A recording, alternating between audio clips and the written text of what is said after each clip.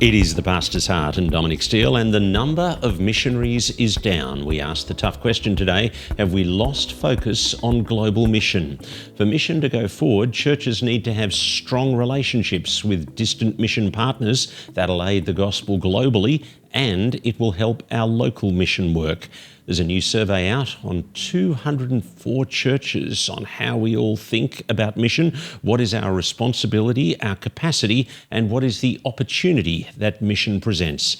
Tim Silberman is lecturer in cross-cultural mission at Sydney Missionary and Bible College. His PhD has just been published. It's a fascinating expose on the way churches work in regards to mission, engaging neighbours and nations. Tim, thanks for coming in. Thank you. I'm imagining if you've just looked hard at what's going on under the bonnet at 204 churches, there's going to be moments that have really warmed your pastor's heart and other moments that you've gone and thought, what are we doing? Yeah, look, it's a mixed blessing always, looking carefully at the church, isn't it? I mean, the church is a beautiful thing, the bride of Christ, and we see God's people doing wonderful things by God's grace. And so it has been a great encouragement, but it's not all good, I think. All right, let's go right to the top. What's really excited you? Yeah, look, I was able to, following up from the survey, I was able to sit down with people in their churches and hear their stories. Yeah, so you did, if you like, 204 quantitative research surveys, Yep. and then 10 or so. 10 churches, yeah, I dug deep into. And you spoke to senior leaders and church members. Yeah. That's right, yes. So that was an opportunity to hear the stories behind the numbers, I suppose, and that gave me a really good insight to see the way that some churches are just so engaged, excited by the opportunities that participating in mission in their local communities and to the ends of the earth presents, and seeing that sort of become part of the culture, climate, temperature of the church. That's enormously encouraging to see them sending people out, partnering well with them. And then other churches, I mean, I also saw wonderful churches that were really highly engaged in their local community, which is also a wonderful, great fruit that the gospel's bearing there, but not always with that kind of global vision. And so I was wrestling with why do those differences exist? And then there are some churches that seem to be struggling on all fronts. And often I think a real lack of engagement with evangelism and global mission is actually perhaps a sign that there are some deeper issues going on. This number going down in the number of missionaries, what's going on there? How big a drop is it? Yeah, because that sounded concerning to me, and it was the first time I'd heard it. Right, yes. It's been a slow decline. I wouldn't say it hasn't fallen off the edge of a cliff, but I think we see a slow trajectory down. And we've been seeing over the past couple of decades, I think, sort of progressive deterioration in church attendance across the board. And so that's, I think one of the fruits of that is that you get fewer less people going to theological college, less people going to the mission field. I think also as a sign of it too is I think we've put a lot more energy and effort into developing structures and systems to help move people who are excited about the gospel into ministry locally, whether that be student ministry, whether that be pastoral ministry, whether that be ministry within Australia. We have seen an explosion in the number of people who are working at the Australian Fellowship of Evangelical Students, for example. Exactly, yeah, and praise the Lord for it. But I can't help but suspect that that's actually been something of an exchange, that there's been some of those gospel-enthused people are moving into ministries within Australia rather than perhaps going globally. Now, that's my read of I haven't got hard data to kind of prove that's the cause of the shift, but I think there are some factors in terms of if you create good pathways into ministry that naturally lead into student ministry, naturally lead into pastoral ministry,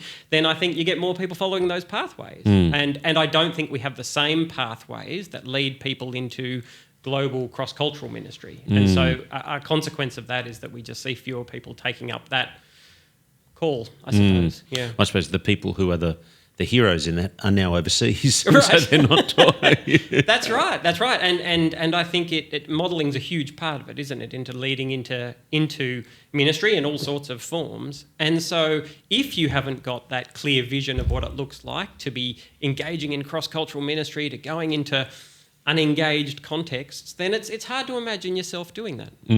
So let's just think for a moment. How do the evangelical churches in our area vary in their patterns of local and distant mission involvement? Well, there's the full gamut of examples, I suppose. We see some... If we're thinking about what's the difference between different churches, I guess I was looking at what are the ways that these churches are engaging in evangelism to their local communities. How are they reaching out? And we see a whole range of different ways that people are doing that. We see, the wonderful opportunities to investigate Christianity, exploring the gospel in groups, and we see people engaging in those local evangelistic opportunities. But to be honest, it's not the norm, I suppose. Lots of churches are not doing that very well. We see some churches that are doing well in terms of their sending and global engagement, and we see a group of churches doing both really well. And it's great when you see those things coming together. As we've talked about before, that engagement in global mission seems to have something of a stimulatory effect on our local engagement. So it's less common to see churches that are really highly engaged at a distance and not so engaged locally. Yeah. Whereas it is comparatively more common for churches to have strong local engagement but with limited global engagement. What's going on in regards to church sizes? Can you say that the bigger churches are better and smaller churches are less, or how does that work? My data seems to suggest there's a sweet spot. That in terms of our, in terms of local engagement, I think bigger is better. I suppose there's a sense in which it really. I think to a certain extent it is. It's just numbers. It's people. It's opportunity to engage. Although, to be honest, there aren't a lot of churches that were included in my survey that are kind of right at, over 1,000. And so it's a bit hard for me. There aren't that many churches like that in Sydney. Right, exactly. And I know in the Anglican network we've gone from 21 over 400 to 11 over 400 in Sydney in the last decade. Yeah. So I think it's hard for me to make really solid conclusions about what's happening at that kind of top end, if I can call it that. But I think, if you've got a church of 400 or 500, you're likely to be have a lot more activity going on than if you've got a church of 150. But you found actually something a little surprising in terms of overseas commitment, I think. Yeah. So overseas commitment, it seems that the sweet spot for that is actually probably around 200, 250. Churches of that size seem to have the greatest level of engagement. And I do think that when churches get beyond that in size, I do wonder if they get a little too much gravity, if that makes sense. That kind of pulls attention in, focuses it on the local ministries. It's harder to lift your eyes. Now, that might be a little bit harsh, but I think that it does seem that churches that get above that tend to, from my research, have less... proportionally less, I suppose, if that makes sense. Like, for the numbers of people engaged, they're not seeing more and more engagement in global mission. What about theological or missiological differences? Yeah, that's interesting. I found, and so really I needed the qualitative data to be able to dig into that. And I found not a lot is the short answer between the different churches that I looked at. So admittedly, those that I went and sat down with and talked to about their approach to mission were showing high levels of engagement in either local or global and local. Right. So they had a fairly high temperature for mission. But in terms of the way they thought about the gospel, in terms of the way they thought about the church and things like that, there weren't big differences, but there were some significant differences in terms of what I called their missional beliefs. So that was some of their beliefs. Differences on missional beliefs. Yeah, give us those, Yeah, so that was particularly around... for me, I put them under the headings of kind of beliefs about themselves, beliefs about God, and beliefs about the world. So under beliefs about the world, it seems that churches that had those really high levels of global engagement, they had a greater appreciation, a greater sensitivity to their role in God's global purposes. They felt the responsibility of seeing the gospel go to the ends of the earth. They had perhaps it came simply from just more understanding of what's happening outside of Australia. I can imagine that the smaller church is just almost so busy surviving that maybe then is that right? They're Well, not. it was wonderful to see, even amongst smaller churches, there were some that were really highly engaged globally. Now, they weren't giving millions of dollars away. They're small. But in terms of Their focus, the temperature, emphasis. yeah, right, in terms of prayer, communication, the way they talked about mission. So they felt these churches that had the missional belief of a high responsibility for mission, global mission, that was something that they sort of owned. That wasn't dependent on size. So that's belief about the world. The second one is sort of belief about themselves, and that falls into the area of kind of what's my capacity, what can I contribute? And so in churches that seem to have less engagement globally, there was more of a tendency to emphasise the limitations of the church's capacity. So people were more often saying things like, well, resources are scarce, we have to be careful, we have to think, very cautiously about how we're spending our resources, what we're doing with our people. There are huge needs here because these are churches that are highly engaged in local mission, and so they feel the need to direct their resources there. And every yes here is a no there, and right. So I talk about it in the book as I guess a sort of a theology of scarcity. I don't know if that's too strong a concept, but that idea of resources are limited. We need to be much more careful. Whereas churches that I saw had this more global engagement, there was more a theology of abundance. I remember sitting down with one chap who was, chair of the missions committee in their church, and this was a church that had a long history of engagement with global mission. And I talked to him about the process of how do they decide which missionaries to send and who to send. And he said, our approach is if God provides the person and they have the right gifting, then he will provide the resources.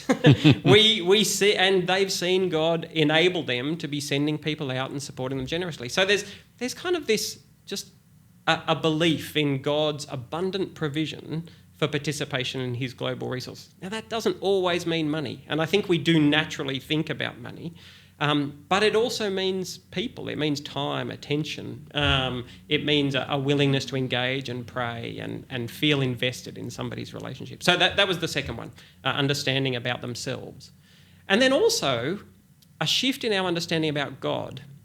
And there's been a lot of talk about kind of our theology of mission and those sorts of things, but in churches that had this high global engagement, there was a greater... The way that people talked, they much more often spoke about God is doing things and we have the privilege of participating. We can ride that wave almost, yeah. Exactly, that's right. God's at work. Let's get on board. We're enjoying being a part of what God's doing. And so participating in global ministry seemed more like an opportunity than it did a challenge that needed to be navigated. Or an important thing that needed to be done, but we have to be careful about how we do that because of our limited resources. So just in the way that people spoke, and this is the joy of qualitative data, is that you get to just listen to the conversation and hear what's kind of beneath people's comments. And you just hear people saying, we get to participate in what God's doing. We're seeing God at work in this part of the world. We have our friend John and Mary there, and we're in the ministry with them through our support and our prayers. And what a privilege it is to be part of that ministry. So they were the sort of missional beliefs that I noted a difference in. So a belief about responsibility for mission, about capacity for mission, and about the opportunity, I guess, to participate in mission. What about ecclesiology? Yeah, it was interesting in ecclesiology. So it's always good to try and dig into someone's understanding of the church and what its purpose is. And I'd have to say that, broadly speaking, there weren't big differences amongst the churches that I looked at. Even though you did Anglican, Presbyterian, Baptist, Right, yeah. So I was expecting bigger differences. I was too, to be honest. And it was, obviously they have different forms of governance. They have different beliefs about the sacraments and things like that, which, wasn't a key part of my concern. But in terms of understanding, I guess, the purpose of the church... I was also a little bit surprised in your research that you basically said that they weren't really paying too much attention to their denominational allegiances. No, that's right. Now, that may be a particular feature of the neck of the woods that we live in here. We do sometimes have a bit of a post-denominational flavour. The way that, I guess, denominational differences were most evident was really who did they partner with? Who were there? Which organisations, which parishes, churches. So that was still clearly in place. Yeah, that's right. Yeah. And so that's where you see the denominational influence. But in terms of the way they talked about, why does the church exist? What are we here to do? What is the gospel? How does the gospel relate to who we are as God's people? And particularly, I guess a key lens that I used was, what are the metaphors that people use to describe the church? So Well, give us those. Yeah. So there's the most common one is obviously with the body of Christ. And again, I'm not asking, how do you describe the church? I'm just listening to the language that they're using. So body of Christ is kind of that, and the parts of the body and the body, that key edification piece, I suppose, in terms of understanding why the church exists. That was consistent amongst them all. And then all of the other metaphors that were employed by people had a sort of missions dimension to them. Well, I suppose you've got church family as well, though. Yeah, Right. Yeah. That's right. So that relationship together there, that's true. So building up one another and investing in each other. Yeah. But a lot of the other ones are, where Give us those. Yeah. The light was kind of a key part of it. That was shining a light. And in even the that, world. that we have a big church now in Australia, City on a Hill, with the key name, we're about shining a light. Yeah. Yeah. That's right. So that's a key part of it. To be honest, I'm stretching my mind to think of what the other ones were. Lifeboat. Oh, thank you. Yes, yeah. So that's an interesting one because, again, very much focused on that kind of missional image, that kind of we're in the midst of... And it was fun, actually, to sort of dig into the history of where does this language come from.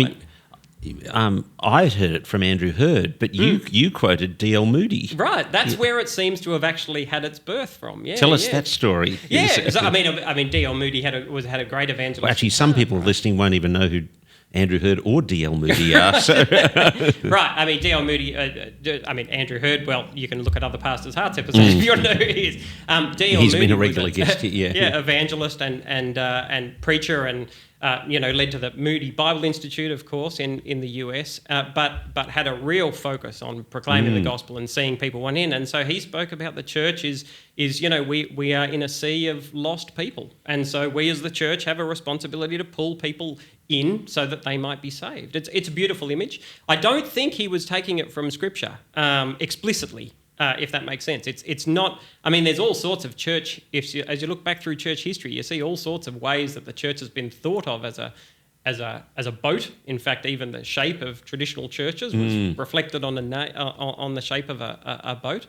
But I think D.L. Moody was really just seeing the needs of the people around him and saying, we need to reach people in. Now, as wonderful as that image is, and as much as it reflects a real heart for the gospel and a heart for the lost, it does have limited reach, if that makes sense. And it's not really in the Bible. No, it's not really. That's right. Yeah. It's something that... But it does have power emotionally. I mean, that I'm about trying to rescue people in our district, and get as many people as possible, and we want you to be involved in this, right. And all that is great. Yes. But you talked about it having a limitation because it tends to focus my attention on the immediate neighbourhood rather than, as a metaphor, giving me making disciples in all the world. Right. Yeah. Yes, that's right. So as a metaphor... Every metaphor has its limitations, right? And I think for that one, it's a case of it does emphasise the needs of the lost, but there's a sense in which a lifeboat can only reach those who are in the waters immediately around it. Yeah. Rather than having that global vision, I suppose, that are picked up in some of the other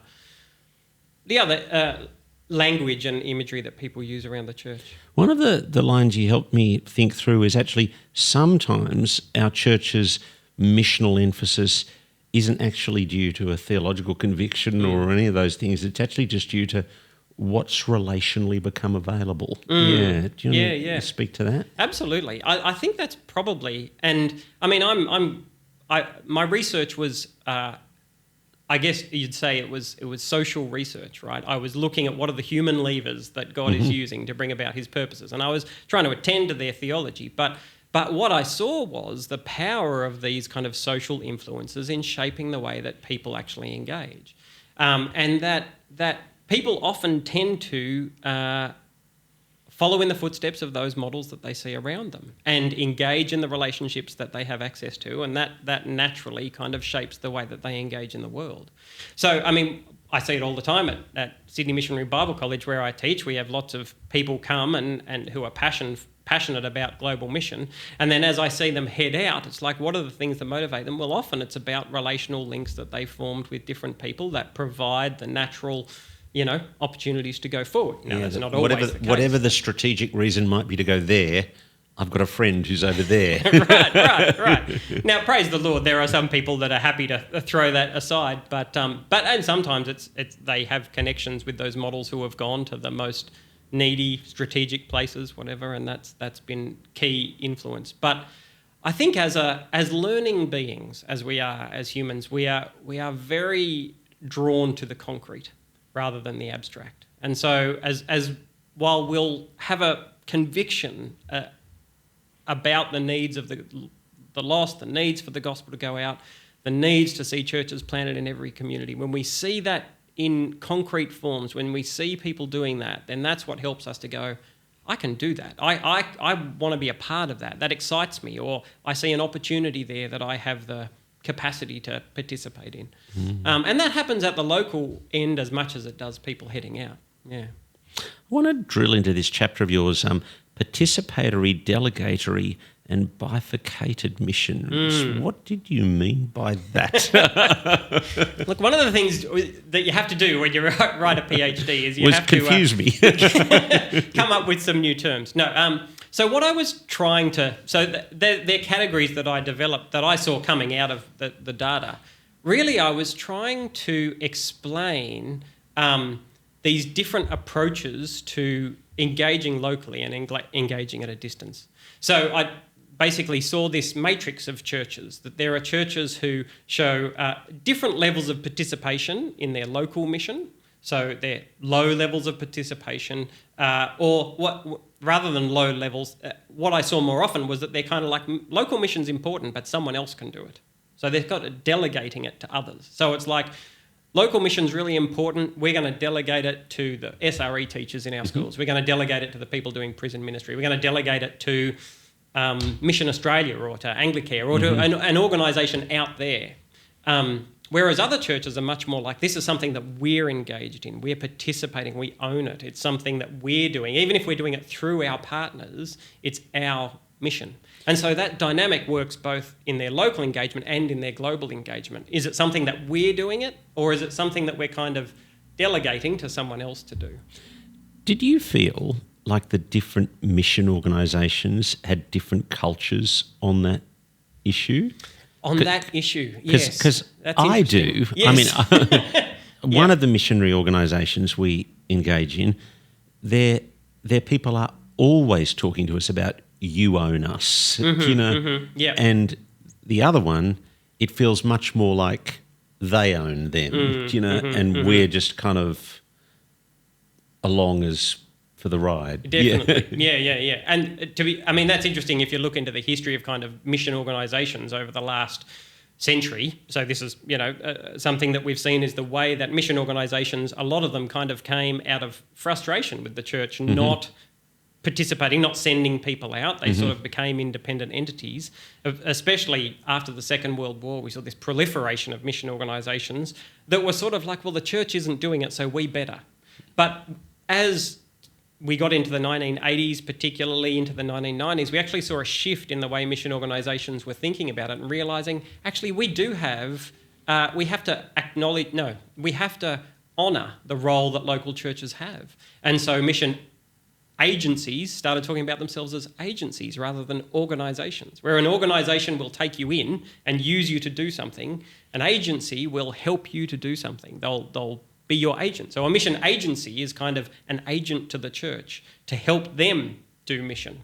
So there's churches mission organisations at different places along that spectrum. Some of them are much more like, you give us your people and send some money and pray occasionally and we'll make sure they are fully implemented. And others are much more like, we want you to do it and we'll help you do it as much as we can. How has this research changed what you teach at the Theological College? And what do you hope this research that you've done will change what I do? Yeah, it's changed what I teach in a number of different ways. I think it's given me a greater appreciation of, I think, some of the blind spots that people might pick up from their churches, and so there's more. Keep going. What are the blind spots? Yeah. Well, I think some of those things I was talking about before, in terms of capacity, in terms of our responsibility, in terms of the opportunity that participation in mission provides. So there's a sense in which I want to address some of those head on when students come in. Kind of like, you're coming from different churches that have different cultures and views about this. Let's explore these ideas. And I feel like I have a much clearer idea of where I need to be focusing the arrow, I guess, as we explore that, as we dig into the scriptures and think about it theologically and understand who we are and who the church is and what our role is in the world. But on the more practical side, it's really helped me to see that the emphasis is much more on building strong relational networks rather than building strong processes and policies. Now, that's part of it. You can't neglect that. And certainly I have found some really interesting things in terms of what helps a church to engage. But I'm telling my students at SMBC, if you're going to be in church ministry, then you always need to be thinking, how am I connecting my church to people who are participating in God's mission beyond my local community? Because I think it gives a bigger vision for what God's doing. And also, a piece I wrote recently for the SMBC blog looks at really that these mission partners are a resource for the church, that they have expertise and insights, and they can teach us about contextualization, about communicating the gospel, about how to see churches flourish and multiply. So let's engage with them, let them inspire and equip and strengthen our church as much as we support and partner with them. I forgot, I didn't ask you. The word mission, what's the history of that word? Wow, yeah, that's a big question.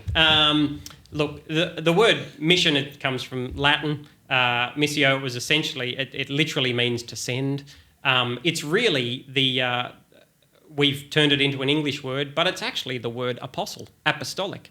So to send in the Greek. And so we've applied it to all sorts of things. Originally, it was only applied to the sending of the Son and the Spirit. That's where missio was first talked about in that Trinitarian concept. Really, that John 14:26. Right. Yeah. When the theologians were reflecting on that, they used this missio language. But then, as particularly with the Jesuits and those sorts of things, started using it. Now, there's some people who are very unhappy with the language of mission because they feel like it has too much colonial baggage. There's a book recently called Transcending Mission that we shouldn't use the language at all. But essentially, the way I understand it is it's a reflection of God's desire to see all peoples exposed to the good news of the gospel, to have opportunity to respond to that and to align their lives with it. So if we're participating in mission, we can do that in our local community. There are lots of people here who haven't had significant exposure.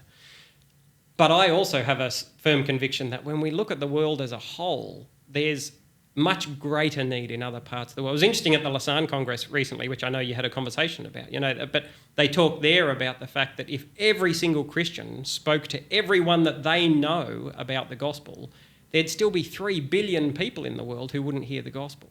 There's a sense in which the church has limited reach in many parts of the world. And so if we're serious about seeing the gospel go to all peoples, then we have to keep attending to the fact that the gospel resources are not equally distributed around the world. And we do have a responsibility, I believe, to be doing what we can to see it reach those less engaged, less reached peoples.